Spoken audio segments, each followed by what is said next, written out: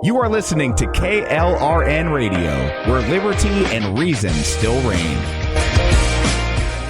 Ready to stand out, Army ROTC prepares you not only as a college student, but as a strong leader, allowing you to earn the rank of second lieutenant. You will be eligible for full tuition merit-based scholarships and develop leadership skills essential for your future. Start strong and enhance your college experience. Visit your campus Army ROTC representative today. To find out how you can earn up to a full tuition scholarship, visit goarmy.com/podcast to locate your closest ROTC program today. Army officers inspire, strengthen others. Paid for by the United States Army.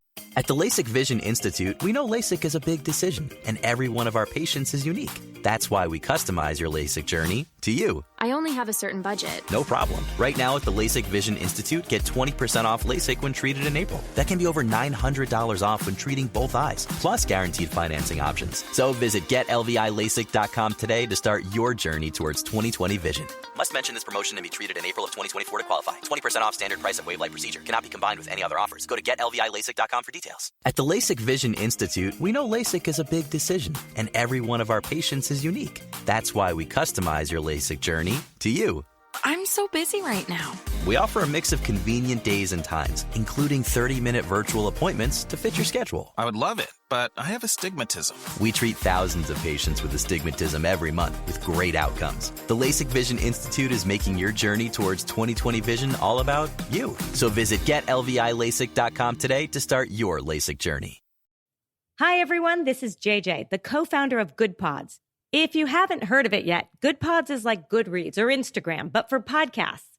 It's new, it's social, it's different, and it's growing really fast. There are more than 2 million podcasts, and we know that it is impossible to figure out what to listen to. On Good Pods, you follow your friends and podcasters to see what they like. That is the #1 way to discover new shows and episodes. You can find Good Pods on the web or download the app. Happy listening. Hi, I'm Mike, founder of DollarShaveClub.com. What is DollarShaveClub.com? Well, for $1 a month, we send high-quality razors right to your door. Yeah, $1. Are the blades any good? No. Our blades are f***ing great. Each razor has stainless steel blades, an aloe vera lubricating strip, and a pivot head. It's so gentle a toddler could use it. And do you like spending $20 a month on brand name razors? 19 go to Roger Federer. I'm good at tennis. And do you think your razor needs a vibrating handle, a flashlight, a back scratcher, and 10 blades? Your handsome-ass grandfather had 1 blade and polio. Looking good, pop-up! Stop paying for shave tech you don't need. And stop forgetting to buy your blades every month. Alejandro and I are going to ship them right to you.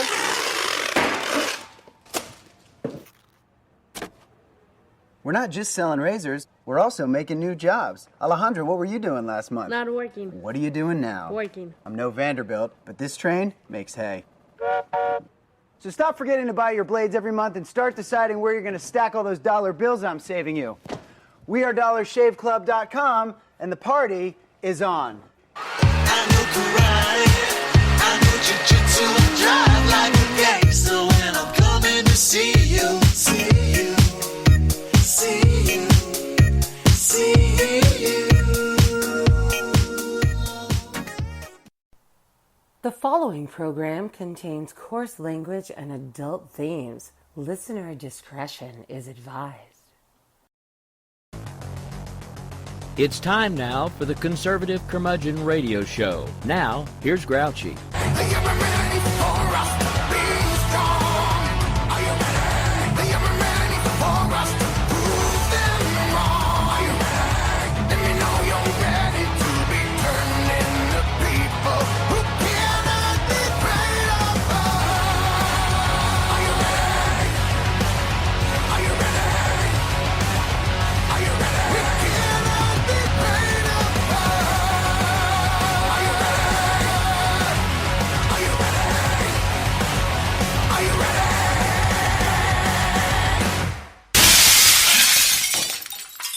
Good evening and welcome in KLRN Radio's Wednesday night extravaganza. This is the Conservative Curmudgeon Show and I am the Grouch. It's good to be back with you. It's been a minute.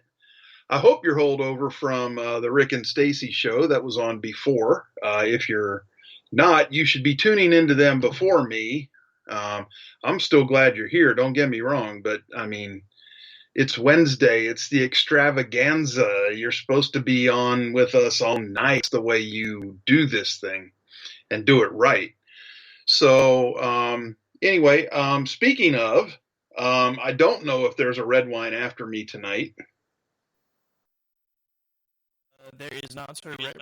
Red wine is moving to Mondays. We now have a new podcast launching next week with the very own Laura W., who is going to be teaming up with Aggie to start doing a true crime podcast every other Wednesday.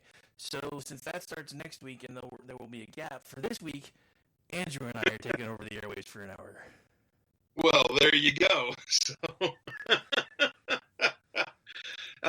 this is what happens when you're away from the mic for a little while. You know, everything just, I'm not going to say it goes to hell. It just changed. I mean, hey, all I'm going to say, because I don't know, but all I'm going to say is you're in the same work chat as the rest of us, sir. Hey, yes, that thing. I should be in there more, but I need to be off more too. So, you know, anyway. Wait, aren't you always a little bit off? Oh, always off like that. Just checking. Yes, without a doubt. So, is there a Rick and Orty tonight, or he's already in the chat and he hasn't said no, so I'm planning on there being one. So okay, so that will be after me or an hour gap after me? No, Andrew and I are hanging out for the hour after you, and then Orty and I will finish off the night. And who knows, I may even be able to talk Andrew into hanging out for 2 hours. You never know. You never know. So there you have it, folks. That's tonight's programming. I'm just so excited to be part of the plan. Just, you know. Welcome to the party, pal. Yeah, welcome to the party. Oh, all right. So, we got to talk about some of them. And the big thing I want to talk about tonight is probably something that everybody's already been talking about, but we're going to talk about it in a slightly different way, as usual. I hope, anyway, as usual. I want to start off by giving credit to a great article written by Park McDougald of Tablet Magazine. So I'm gonna be going through a lot of his article. I'm going to be interjecting some of my things into it, but I wanted to give him credit up front because not all of this is my work, and as a matter of fact, most of it will be his work on this story. So, over the past several weeks, as we know, we've witnessed what seems like I don't want to call it a mass outpouring, but there's been support for terror on elite college campuses. Columbia, Yale, Princeton, NYU, UCLA, Northwestern, and abbreviated, a much more abbreviated version, University of Texas, and elsewhere too. South Florida, for instance, very abbreviated. Masked mobs occupying schools with tent encampments, established self-proclaimed autonomous zones, clashing with police, harassed and threatened visibly Jewish students. So if you're Hasidic or anything like that, where you can be identified as a Jew, you were harassed and threatened if you were seen by these groups. They issued demands for their universities to divest from quote unquote the Israeli genocide. Politically, moreover, the protests have displayed an incoherent mix of campus progressivism, hardcore Islamism, and Arab nationalism, with revolutionary anarchism, communism, and even open praise for North Korea. The only unifying thread would appear to be the opposition to Israel and its alleged imperial patron, the United States. So, I mean, we've all asked ourselves, we've been talking online about this, have American college students or America's college students suddenly converted en masse to anarcho-communist jihadism? Well, the answer is not really. Many are far left and anti-Israel. Some are foreigners or the children of foreigners who have imported the conspiracies and hatreds of their homelands. More, admitted under relaxed pandemic-era admission standards and proudly ignorant of both American and world history, are taking the decolonial half-knowledge pushed by their elders to its logical conclusion. But students are not the only and perhaps not even the most important faction active in these protests, as in the quote-unquote mostly peaceful Black Lives Matter protests of the summer of 2020. Outside agitators, professional radicals and organizers, Black Bloc Antifa thugs, Marxist-Leninist revolutionaries, and Palestinian and Islamist radicals have played a role in organizing and escalating the campus protests, just as they have organized and escalated the wider anti-Israel protest campaign that began almost immediately after October 7th. Now, this largely decentralized network of agitators is, in turn, politically and financially supported by a vast web of progressive nonprofits, NGOs, foundations, and dark money groups, ultimately backed by big money donors aligned with the Democratic Party. That's right, you heard that correctly. Biden's biggest donors are helping to fund these protests. The first hint that the protests are not entirely organic is their striking resemblance to previous rounds of organized far-left agitation. From the uprising of summer 2020 to the rolling Antifa versus Proud Boy brawls of 2016-2017, the creation of liberated or autonomous zones on campus, for instance, is a hallmark of anarchist organizing familiar from Seattle's Capitol Hill Autonomous Zone and New York City's New York City Hall Autonomous Zone 4 summers ago. Also familiar is the governance of these zones, with masked security details prohibiting filming from outsiders and directing reporters to trained media representatives.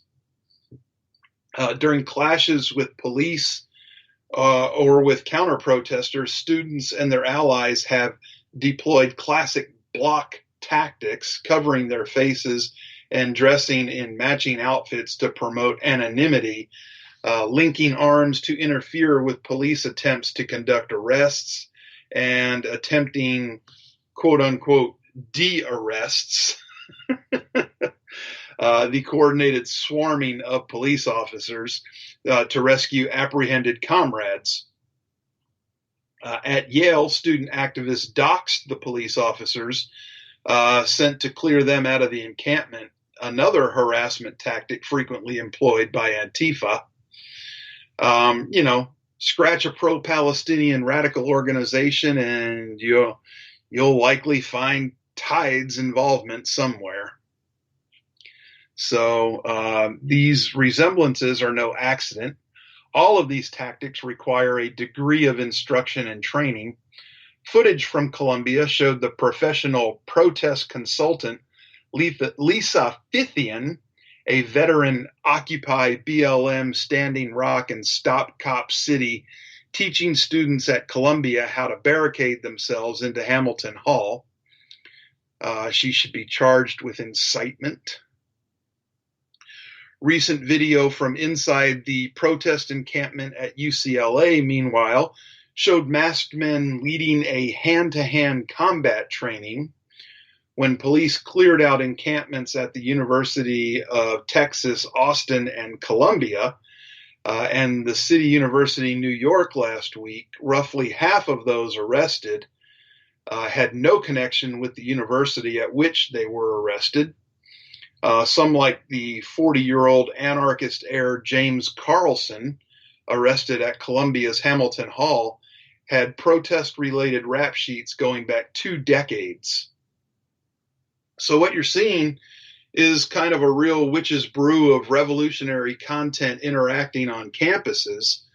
The director for Homeland Security and Counterterrorism at the Center for Security Policy in Washington, D.C., Kyle Scheidler, says, and he, an expert on far-left domestic extremism. On the left-wing side, you have a broad variety of revolutionary leftists who serve as rent-a-mobs, providing the warm bodies for whatever the leftist cause of the day is. And, on the other side, you have Islamist and Palestinian networks, American Muslims for Palestine, and their subsidiary Students for Justice in Palestine, CARE, the Palestinian Youth Movement. We're seeing a real mixture of different kinds of radical foment, and it's all being activated at the same time. And if I may, this is exactly why there should be no negotiation, and that when these things start, they should be put down as quickly as possible. The far left groups active in the protest include Antifa and other anarchists. Anarchist literature has been distributed in the encampments and Antifa websites published. Dispatches from comrades on the inside. They also include various communist and Marxist-Leninist groups, including the Maoist Revolutionary Communist Party, the Party for Socialism and Liberation, and the International Answer Coalition, which is a PSL front group that worked with several Muslim groups to organize the January 13th March on Washington for Gaza, at which protesters flew the black jihadist flag. On April 29th, for instance, shortly before masked assailants stormed Columbia's Hamilton Hall and barricaded themselves inside, the People's Forum, a Manhattan event space affiliated with PSL and funded by Neville Roy Singham, a wealthy businessman who works closely with the Chinese government media machine and is financing its propaganda worldwide, also a Biden donor, urged its activists to rush up to Columbia to support our students. Similar calls for an emergency action were distributed throughout radical networks in New York City. These groups, Scheidler said, typically operate in a decentralized manner using successful tactics drawn from decades of anarchist organizing and spread through left-wing activist networks via word of mouth, as well as through formal trainings by professionals such as Fithian or the nonprofit movement incubator Momentum Strategies. If you look at Fithian, he says, she has consulted with hundreds of groups on how to do these things, how to organize, how to protest, how to make sure your people don't go to jail, how to help them once they're in jail. There is no one decision maker, rather decentralized affinity groups working together toward a shared goal. Coordinating out in the open via social media and Google Docs. This can create an impression of centralized planning. Scheidler cites the matching tents that have cropped up on a number of campuses, prompting speculation that some shadowy entity is buying them en masse. People keep pointing out that they have the same tent, and it's like, yeah, because the organizers told them to buy a tent and sent around a Google Doc with a link to that specific tent on Amazon, so they all went out and bought the same tent. In fact, it is a mistake both to view the campus protests as a student movement and to regard the outsiders as infiltrators or somehow separate from the movement. Rather, student activists have been working together with outsiders with whom they are linked via overlapping activist networks and nationwide organizations. The student revolts, in turn, exist on a continuum with the broader anti-Israel protest movement. The campus encampments, for instance, began immediately after the nationwide economic blockade on April 15th, which saw protesters block the Golden Gate Bridge in San Francisco and flood Wall Street in New York City. Calls to participate in the A-15 action were disseminated widely in anarchist and far-left networks, while Palestinian and Islamist groups, SJP, AMP, CARE, and Within Our Lifetime simultaneously called for an April 15th strike for Gaza. Given reporting that nationwide campus liberation zones and encampments were planned as early as November of 23, it seems likely that the timing of the university protests was decided by the movement well in advance. It's interesting. I mean, these little shits are actually figuring out how to network, if as it were. This is how it becomes a problem. You know, we've seen. Most of this they'll undo themselves. I get it. But the left, as we know, will come together for a cause if they think it is against, quote unquote, the right. And damn anything else, they will stand there and support one another in that cause. So the movement, while it recruits from among students and other self-motivated radicals willing to put their bodies on the line, relies heavily on the funding of progressive donors and nonprofits connected to the upper reaches of the Democratic Party. Take the epicenter of the nationwide protest movement, Columbia University. According to reporting in the New York Post, the Columbia encampment was principally organized by three groups: Students for Justice in Palestine, Jewish Voice for Peace, and Within Our Lifetime. Now, each in turn, we're going to start with Jewish Voice for Peace. Is in essence the Jewish branch of the boycott, divestment, and sanctions movement, backed by the usual big money progressive donors, including some like the Rockefeller Brothers Fund that were instrumental in selling Obama's Iran deal to the public. JVP and its affiliated political action arm, JVP Action, have received at least $650,000 from various branches of George Soros' philanthropic empire since 2017. The Caffin Foundation, founded by early Amazon employee Sheldon Caffin, $340,000 from the Rockefeller Brothers Fund, and smaller amounts from progressive donors such as the Quintuplus Foundation, and according to reporting in the New York Post and NGO Monitor, a pro-Israel research institute.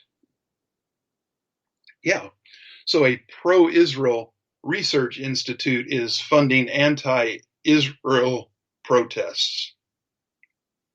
Make it make sense. JVP has also received nearly $1.5 million from various donor-advised funds, which allow wealthy clients to give anonymously through their financial institutions, run through the charitable giving arms of Fidelity Investments, Charles Schwab, Morgan Stanley, Vanguard, TIAA, according to NGO Monitor's review of those institutions' tax documents. How special is that? This is what is going, and this article doesn't even mention these, let's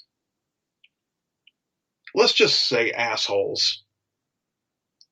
The assholes that are teaching these kids that this is the way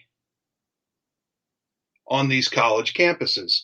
You've seen the professors encircling the encampment, joining hands and arms, and it literally is, and I said it back when it started and the first time I saw it, and I'll say it every time, it is literally the doctor's Frankenstein trying to protect their monsters. That's exactly what it is. Even if these universities were to divest the way they want them to, what's to stop these kids from protesting against something else? I heard the one kid at Columbia say that the school wouldn't talk to them at first. And he said they were going to learn that we run this place, not them. Look, motherfucker, you're there for a couple years tops. These people have to work there. This is where their careers are. Some of these people have been there for 40 years doing nothing but teaching or working in the administration at these schools. Now, I may not like where they sit politically, and they may not like where you sit politically. But one thing is for damn sure. Not one of you damn students run a college campus, nor could you run a college campus. Which is why they shouldn't be negotiating with any of these kids. These ones that are hunger striking now. Nobody's keeping them from food. But they're whining to the media that the school doesn't care about me. I'm weak. I'm immune compromised. And I'm like, you know what? Either feed yourself or shut the fuck up about the horrors of not feeding yourself. People are already sick of these whiny brats. It's time to slap the shit out of them. They've been suspended, so they've already lost this semester. Some of them aren't graduating. Send their asses home. Or let's have rain deluges. I mean, let's just go. Crank up the rain machine. You know, keep them doused. Keep them soaking wet. Keep them hungry. You know, I think that the counter-protesters should all go get delicious food and make a big circle around their hunger strike and just eat in front of them. That should be the counter-protest. Yeah.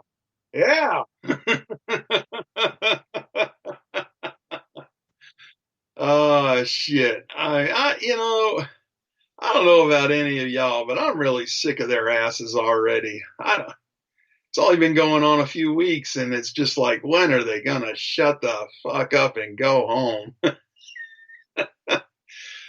Oh, anyway. Hey, look, let's shift gears a little bit. Next Wednesday, the CPI will come out for April. If the early indicators are anything close to accurate, it looks like inflation will again be up. Right now, we are at a 3.5% annual growth for this year. I expect that number will climb a little higher. It should come as no surprise, since excessive deficit spending in Washington remains way too high. In 2023, the federal government spent $6.1 trillion, roughly $47,000 per household in the country, and ran a staggering $1.7 trillion deficit. And yet the Biden administration seems determined to make this even worse, consistently choosing policies that increase deficits in pursuit of its ideological agenda. And I mean, quite frankly, the country can't afford that kind of reckless spending. The economy would run smoother with lower deficits. Too many elected officials, though, don't know this or don't care. They view the federal government as an enormous piggy bank, which is pretty accurate. I mean, Democrats have always believed that all money should belong to them and then redistributed as they see fit. The Biden administration has aggressively used the swamp's enormous budgets to fund leftist causes through grants. Just to give you an idea of how the federal government is wasting your money, a $45 million grant for a diversity and inclusion scholarship in Burma. Not content with pushing the DEI fad at home, the Biden administration is also subsidizing it globally. Burma, now known as Myanmar, has serious problems, including or is it now Burma and it was Myanmar? I don't know. I forget. It's over there. It's way, way over there, south of like India and China and that area. Indochina. I don't know. Whatever. They're over there. Look it up on a map. They have a badly flawed judicial system. There's rampant corruption, high poverty due to lack of property rights, heavy government interference in the economy. But, a $45 million DEI scholarship, which will do nothing to address those problems, by the way. Another way they're wasting your money, and some of these are, in the big picture, the money is small on these, but it all adds up. And why are we spending it when we don't even have it to spend here? $3 million for a quote-unquote girl-centered climate action in Brazil. Not content with creating a climate corps in America, the administration gave a grant to an organization based in the Netherlands to promote DEI-infused environmental activism in Brazil. As with Burma, this grant focuses on niche far-left concerns rather than the genuine problems facing South America's largest country. I know, that was small. Okay, let's go up a little bit. How about $125 million to racialize public health? The CDC and Prevention, Centers for Disease Control and Prevention, has faced growing criticism in recent years for its politicized and quote-unquote unconstitutional response to the COVID-19 pandemic, its promotion of gender ideology, and more. The CDC's $125 million grant to the National Network of Public Health Institutes threatens to further damage the already frayed relationship between public health groups and the American people already have. The network's racial justice competency model is rooted in critical race theory, which claims that any outcome gaps between racial groups must be caused by systemic racism. A fixation on addressing inequities means forcing the ideology of critical race theory onto the medical system, which is the last thing our country needs. Much smaller, $573,000 to an anti-Israel group for fighting disinformation. The Biden administration has embraced the left's crusade against disinformation, which is often code for censoring contrary opinions. This approach also applies to foreign policy, as the State Department has provided grants to many organizations working abroad. A problematic example of this, 2 grants worth over $573,000 to the Virginia-based organization Men Action, that's MENAACTION, all one word, says it focuses on the rights of youth in the Middle East. Key members of this group have parroted disinformation themselves, repeating false claims made about Israel's fight against Hamas, the terrorist organization that governs the Gaza Strip. So not only are anti-disinformation grants of dubious value to begin with, but these grants seem likely to spread rather than restrain disinformation. Now, this one you'll really get a hoot out of. $288,563 for, quote, diverse birdwatcher groups. No, I shit you not. That's exactly what they're spending the money on. Proving that nothing is safe from the reach of DEI mania, the National Science Foundation approved a grant for having ornithological societies, that's birdwatchers, create affinity groups based on identity characteristics.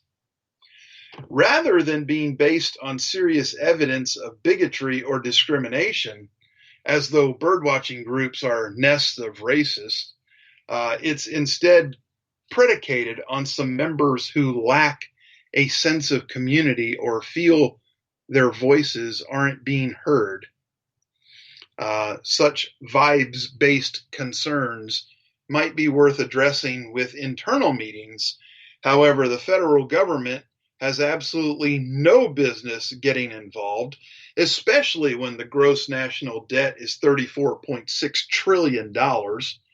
Wasteful grants are impossible to avoid when the federal government has grown to such a bloated mess. However, the Biden administration has made this worse by greenlighting absurd projects such as these. As Congress starts to work on legislation to fund the federal government in 2025, legislators should examine the agencies and programs funding these grants when they look for places to find savings for taxpayers, because the Biden administration certainly won't. It's unbelievable. And to top it off, our next story goes even one step further into the absolute tone-deaf response from President Silver Alert himself. In his flattest brainwave yet, President Joe Biden hopes to import refugees from the Gaza Strip. Now, I'm going to tell you right now, this idea should be met with a Moab. After reviewing internal federal documents, CBS News' Camilo Montoya Galvez reported that Biden wants refugee status for certain Gazans. Yeah, okay.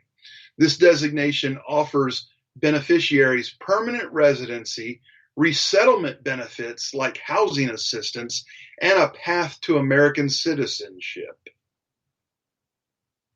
I mean, what in the flying monkey hell could possibly go wrong here, right? I mean, Biden's proposed immigrants could be Hamas terrorists. Chances are they're at least Hamas supporters. These are the people that elected Hamas to be their government. The Palestinian Center for Policy and Survey Research's April 15th poll of 750 Gazans found that 60% want a post-war return of Hamas. Also, 71% say correct for Hamas's offensive against Israel on October 7th. Meanwhile, 93% say that Hamas did not commit war crimes during the current events. We should spurn this population in which 7 of every 10 people applaud the unprovoked massacre of 1,200 innocent Israelis and other nationalities too, whom Hamas raped, killed, mutilated, incinerated. Dead babies occupied ovens, Jews in ovens. Yes, sound familiar? Hamas assassins gunned down motorists who drove through southern Israel. They fatally shot families as they slept. Cutthroats paraglided into the Nova Festival and slaughtered 370 ravers who danced until dawn. You know, music fans. There for music and party and fun. As a rescuer who encountered Nova's dead recalled in a temporary Manhattan-based exhibition about the atrocity, in some cases Hamas set them on fire and burned them in such a way that when we examined them, we suddenly realized what had happened to us as one person was actually 3. October 7th was the worst single-day orgy of Jew killing since Auschwitz, and 71% of Gazans approve. Yet, this is who Biden wants to bring to the United States. With a real per capita gross domestic product of $5,700 in 2022, per the CIA's World Factbook, Gaza is slightly poorer than Nicaragua. On that metric, Gaza ranks 165th among 224 quote-unquote nations, because Gaza is not a nation. America is number 14. Thanks to Hamas's monomaniacal focus on butchering Jews rather than boosting prosperity, few Gazans offer skills that America needs. Typical Gazans neither understand nor appreciate constitutional republicanism. The rule of law is just a suggestion. Individual liberty doesn't exist, or any other of America's founding and guiding principles. Freedom House said no open elections for any office have been held in Gaza since 2006. Gaza's schools teach anti-Jewish hate. Textbooks deny 3,500 years of presence of Jews in Israel, and even erase the Hebrew names of its cities, rechristening Tel Aviv as Tel Arabia. Children are taught that waging jihad is a religious duty. The Middle East Media Research Institute reports the messages imparted to children are replete with anti-Semitic motifs that demonize the Jews, presenting them as the eternal enemies of the Muslims, as subhuman descendants of apes and pigs, and as bloodthirsty savages with whom no dialogue or reconciliation is possible. Yet none of these organizations can explain the 4 million Arabs that live in peace with the Jews inside of Israel. As anti-Semitism explodes across America, coast to coast, we should be rejecting people who have simmered in anti-Jewish venom since kindergarten. If Gazans seek safety, perhaps while the IDF forces get on with it, enter Rafah and exterminate every last Hamas rat. Why will none of these other countries, Egypt, Jordan, Lebanon, Saudi Arabia, take them in? Why bypass those Arab nations and instead jet 12 15 hours to America.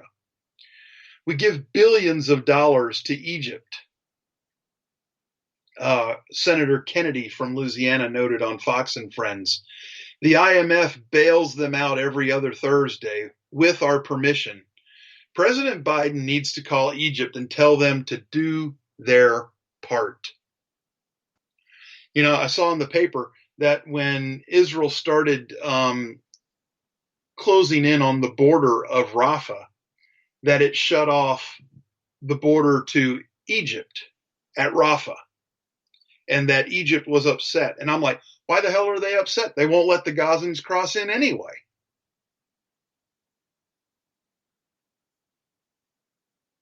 I mean, so why would he be upset about it?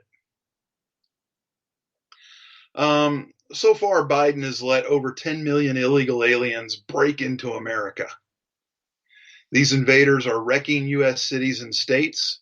They are swelling government budgets, exhausting municipal services, clogging public schools, hiking crime rates. To this, the exorable Biden chants, more, more, more. Even worse, Biden squanders a mind-blowing $320 million to build a temporary Mediterranean pier to speed humanitarian aid to Gaza. $333 million to invigorate the same territory that America arms Israel to pacify. Could he be more tone deaf? I don't know. You tell me. What I'm going to tell you is it's time for G's guaranteed happy ending. So here we go. An 8th grade Wisconsinite is being hailed a hero after grabbing hold of the wheel of his school bus after the driver lost consciousness. His heroics have earned him plaudits from the mayor's office, city council, fire rescue, and the police department, and the young man has said the incident has made him feel more confident. It all started when A.C. Holland III boarded his school bus as per his normal routine in April. He joked with the bus driver for a moment, then she put on some headphones, which I didn't think bus drivers were allowed to do, and the bus rumbled off. Holland said that he understood something wasn't right when the driver began to appear dizzy. Soon after, her head dropped, but the bus continued to accelerate past a turn on the route. She turned the corner, and there's another street that we usually turn on. She pressed the gas and went past the corner, and I looked up, Holland said. Coming to the front, he found the driver unresponsive and the bus veering into oncoming traffic. In what he later described as a fight or flight situation, because that's, kids get taught this stuff in school now, sadly, but they do. Holland moved the driver aside, took the wheel, and safely parked the bus on the side of the road, called 911 after it had come to a stop, and telling each student to call their parents. The driver had suffered a medical emergency and would eventually have to go receive treatment. At first, Holland's father, A.C. Holland II, wasn't sure if his son was telling the truth, but when it did eventually become clear, he said he wasn't surprised. He's always been the person where he's real quick on his feet. That's one of my things that I know he's capable of. Not on the school bus, but just in general, just being able to help someone in need. But I'm proud of what he did. Holland Jr. owns a garage, and Holland III says it's around the shop that he had grown accustomed to the functions of automobiles enough to feel confident grabbing the wheel of the bus. The school said that Holland's leadership and compassion is something they witness daily, but that the incident in April took it to the next level as an example to his classmates. Friends, I say he saved a handful of lives there. I don't know how many kids were on the bus, but this young man definitely went above and beyond, and I would call that a happy ending. Yeah? No? quiet in the chat room tonight. I mean, I know Orty's in there. He's dancing about. I don't want to bug him too much. But anyway, that's the show. If you like it, tell your friends. If your friends like it, you need new ones. But they and you are welcome right here with me on Wednesdays on KLRN Radio, America's podcast network. I'm your host, The Grouch. Peace.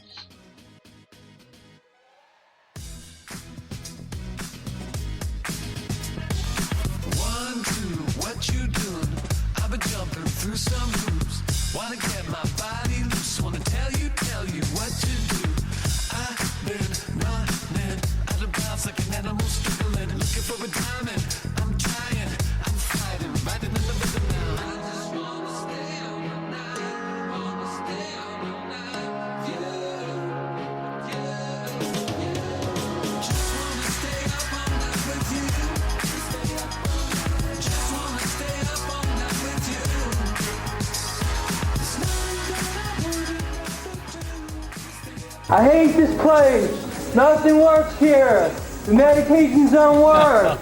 I've been here for 7 years. Here's to us, here's to love. All the times that we messed up. Here's to you, feel the grass. 'Cause the last few nights have kicked my ass. If they give you hell, it's time to go fuck themselves.